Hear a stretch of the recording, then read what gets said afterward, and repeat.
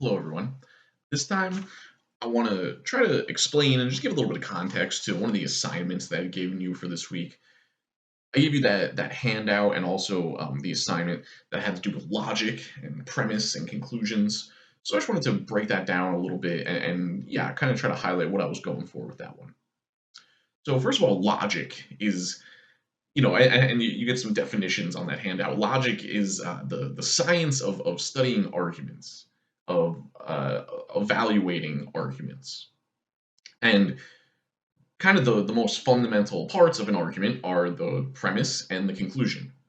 The conclusion is the thing that we're trying to convince someone of. That's really what we think of as our argument, right? Is the conclusion. College should be free. That's the conclusion, right? The premise is the premise or the premises, there can be one or there can be more than one, are the reasons or the evidence that lead to the conclusion. So what logic does is try to see if the premises lead to the conclusion, you know? Obviously, another part of evaluating arguments, which logic doesn't really deal with so much, is if the premise is true or not, right? That's an important thing. And logic doesn't really get involved in that because obviously that's going to be a whole fact checking kind of thing. But the relationship between the premise and the premises and the conclusion, does the conclusion follow from the premises? Do these reasons actually back up the argument that you're trying to make? So that's really what we're looking for there. So in that the questions that they give you at the end of that little handout, it gives you like a sentence or two that is trying to convince of something that is making some kind of argument, and it's asking you to put it into premise and conclusion form. So like you see in the example that they give, the way that you can do this is just put like the letter P and put whatever the premise is, and then another P if there's a second premise, and then the letter C, and that's the conclusion. So I think the example that they give you, what is it? It's like you should not get a long-haired cat. I heard that long-haired cats shed their hair everywhere. Also, they tend to have fleas. So, we might not identify that as like an argument. When we think of argument, we probably think of yelling and screaming, politics, whatever, big fights about those sorts of things, arguing. But anytime we're trying to convince, that is an argument.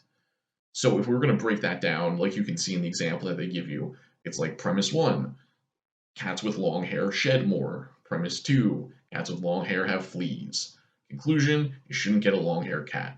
Um, and do cats with long hair really get more fleas? Like, I don't know, maybe. I guess that would make sense, but that's not what we're doing with logic, right? We're not necessarily evaluating whether the premise is true. We're just trying to see if it follows. So obviously, with that example, we can see that those two things are like negatives and bad things that we wouldn't want to happen. A cat shedding everywhere. I don't know. Maybe you don't care if the cat sheds everywhere, but I think we can see how it follows from that we you might not want to get a cat with long hair. I think that this is really important because like maybe it's easy with the examples there. I think that one is easier, and then some of the other examples are a little bit more complicated that they give you on that handout. But it becomes a lot more complicated when we're reading, a whole essay or a whole book or something, or if you're listening to someone talk and they're trying to convince you of something, it can become more difficult to kind of break it down like that. So I think that's a skill that we really want to start practicing here, is being able to read an argument that's like in an essay form, or hear something that somebody says, maybe it's a few minutes of them talking, and be able to break it down into what are the premises and what's the conclusion, and is this actually convincing? Because once we can break the argument down in this kind of way into its parts, it becomes easier to see if it's actually a good argument, or if it's something we're interested in arguing against. We can look at what the premises are and say, well, actually, I think this premise is not true, or I think this premise doesn't connect to the argument here.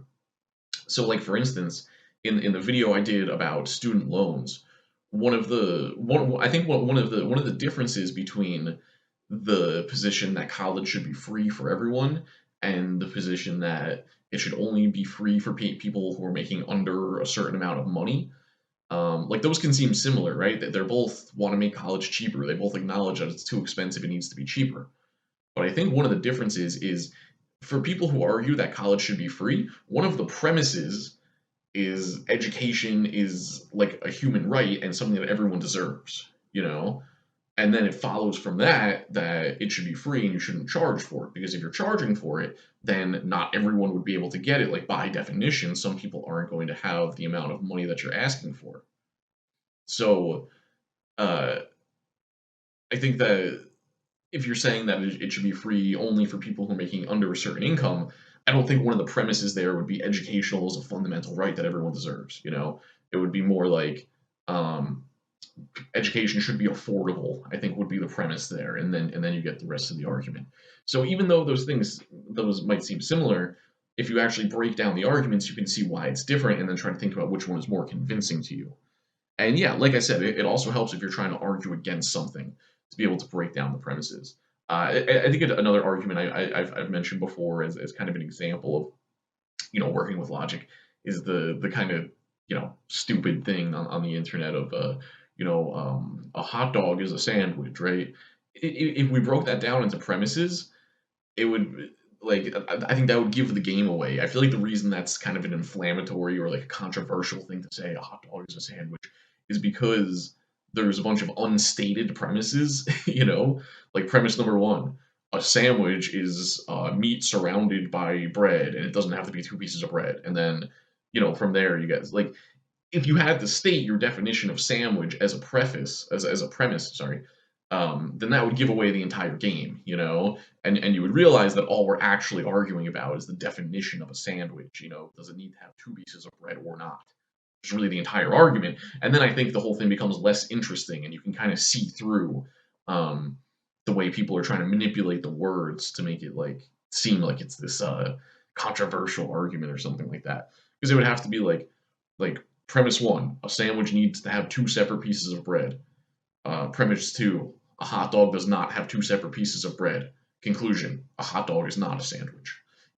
So I just think if we're able to break our arguments down in this kind of way, we can become better at arguing them ourselves, and we can be better at arguing against what other people are saying if it's something that we disagree with.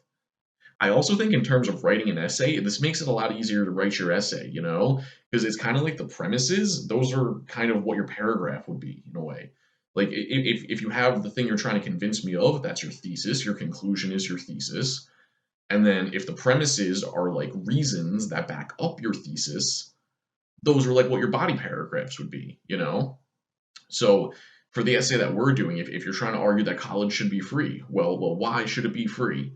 And then if you can kind of break down the premises that back up that argument, you can kind of see how your paragraphs would come together and like what some of the major ideas that you would want to talk about in that essay would be. So yeah, for that little assignment, there's like 5 questions or something where they give you like a couple of sentences. They ask you to break it into premise and conclusion form. I'm just hoping that we can get some practice with kind of thinking about arguments in this more reflective way, in a more critical way, that I think will make us better thinkers, better writers, better readers. So I do think this is important.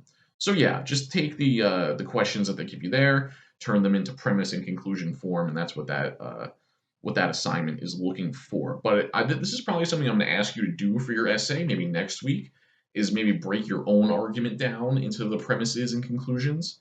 And yeah, I just think it's going to make us a lot sharper about the things that we're arguing. So give that a shot. Okay, that's it for this video.